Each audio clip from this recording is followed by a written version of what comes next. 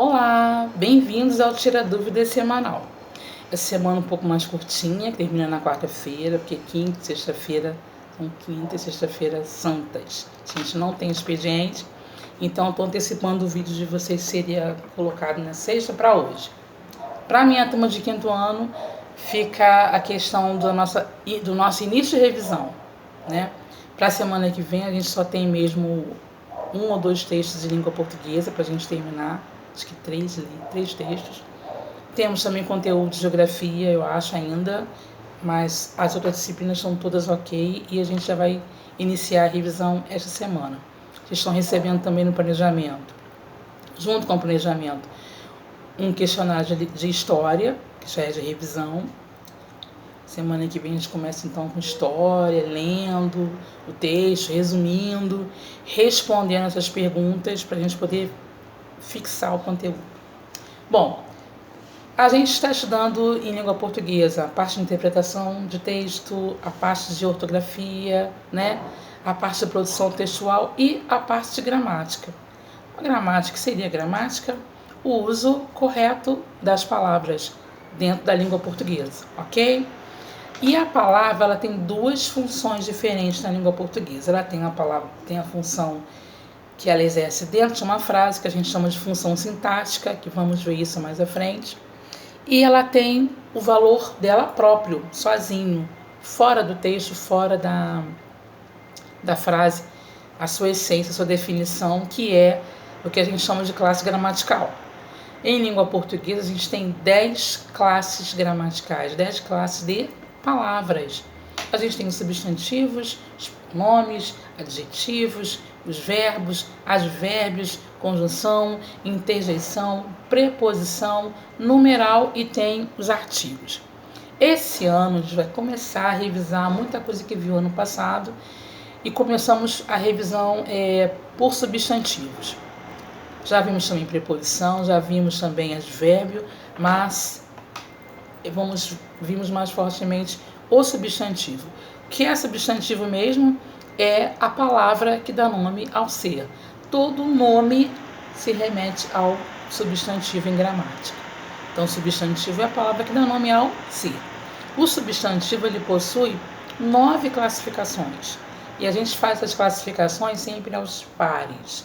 Então, eu vou ter sempre um substantivo comum em relação ao próprio, um substantivo simples em relação a um composto, um substantivo abstrato em relação a um concreto, um substantivo primitivo em relação a um derivado e o solteirão da história, que é o coletivo. Substantivo comum, nome dado a vários seres iguais. Um exemplo, menina, menina, substantivo comum. Várias meninas são todas iguais, então têm as mesmas características. Então, menina é um substantivo comum. Se eu pegar uma daquelas meninas e der um nome em particular, Carla, Carolina, Olga, Dilane, Cristina, Camille, Isis, esses nomes em particular que eu dei para essas meninas são substantivos próprios. Se eu falo cidade, cidade é um substantivo comum. Quando eu digo Rio de Janeiro, São Paulo, né? Essas cidades em particular, esses nomes em particular, são substantivos próprios. Substantivos comuns são aqueles que são comuns à mesma espécie. Próprios são nomes dados em particular. Quando eu vou trabalhar substantivo simples e composto, substantivo simples, aquele que é formado apenas por uma palavra: sol, pó, roupa, vida. E os substantivos compostos são compostos, como o próprio nome diz, por mais de uma palavra: guarda-sol, guarda-pó, salva-vidas, ok? Separadas ou não por hífens. Nós vamos ver mais fortemente isso semana que vem com mais clareza, com outros exemplos. Substantivo primitivo e derivado. Primitivo, como o próprio nome diz, lembra lá da idade primitiva, os primeiros homens, idade da pedra? Então, primitivo se remete ao que veio primeiro, o que deu início em língua portuguesa, em gramática, o substantivo que dará origem a outros substantivos. E o primitivo é o substantivo que se origina de um outro substantivo primitivo. Se eu digo a palavra carro, carro é um substantivo primitivo.